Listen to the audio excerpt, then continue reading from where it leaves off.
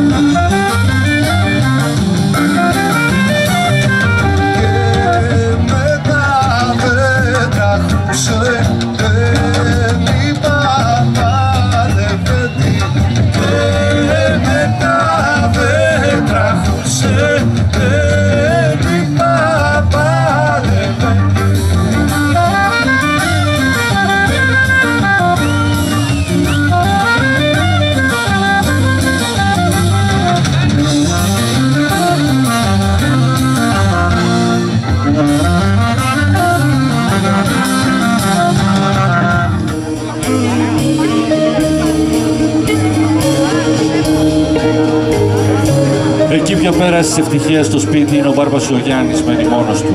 Θα σας κάνει και παρέα γιατί δεν έχει άλλο να κοίτει. Η γυναίκα του πέθανε φέτος. Να το βρείτε και θα σας μάθει πολλά για το χωριό. Σου μιλάω για τον άπλητο που θα αρμέξει και τα γίδια να φτιάξετε τριψάνα, αν δεν είναι βέβαια στη Στρούζα. Να πάρετε και τα sleeping bag μαζί, να μην κρυώσετε γιατί κάνει κρύο από τη λίμνη, έχει δροσιά. Και όταν φύγετε, να τα βάλετε όλα στη θέση τους γιατί τα μολύνουν τα ποντίκια. Αυτά για το χωριό. Σε φιλώ με αγάπη, η μάνα σου.